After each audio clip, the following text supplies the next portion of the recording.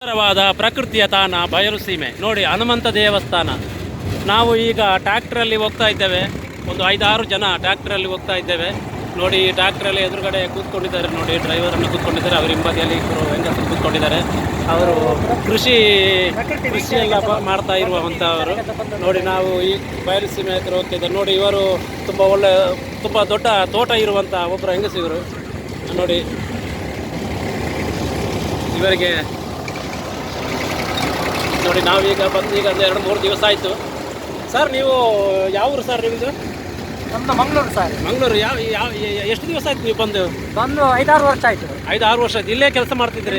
ನೀವು ಹೆಂಡತಿ ಮಕ್ಕಳೆಲ್ಲ ಇಲ್ಲೇ ಇದ್ದಾರಾ ಅಲ್ಲ ಊರಲ್ಲಿದ್ದಾರಾ? ಊರಲ್ಲಿದ್ದಾರೆ. 10-15 ಉಂಟು. ನೀವು ಈಗ ಎಷ್ಟು ದಿವಸಕ್ಕೊಮ್ಮೆ ಹೋಗ್ತೀರಿ ಮನೆಗೆ? ತಿಂಗಳಿಗೊಮ್ಮೆ? 2 ಸಾರಿ. ನೋಡಿ, ಇವರು ತಿಂಗಳಿಗೆ 2 ಸಾರಿ ಹೋಗ್ತಾರೆ. ಕೆಲಸ ಮಾಡಿ ದುಡಿದು ಹೆಂಡತಿ ಮಕ್ಕಳನ್ನು ಸಾಕ್ತಾರೆ.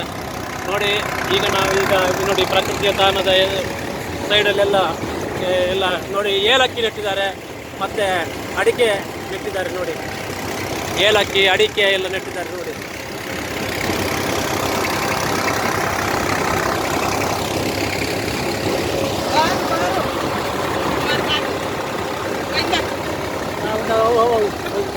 ನೋಡಿ ಪ್ರಕೃತಿಯ ಮಡಿಲಲ್ಲಿ ಈಗ ಪಾರ್ಕ್. ನೋಡಿ, ಇಲ್ಲಿ ಪಾರ್ಕ್ ಇದೆ. ಇದು ಹೊಸತಾಗಿ ನಿರ್ಮಾಣವಾದಂಥ ಪಾರ್ಕ್.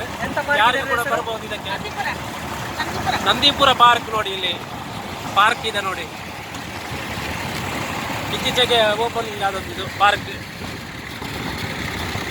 ಇಲ್ಲಿಗೆ ಸಂಜೆ ಹೊತ್ತು ತಂಪಾದ ಗಾಳಿಯನ್ನು ಸವಿಯುವುದಕ್ಕೆ ಬರ್ತಾ ಇರ್ತಾರೆ.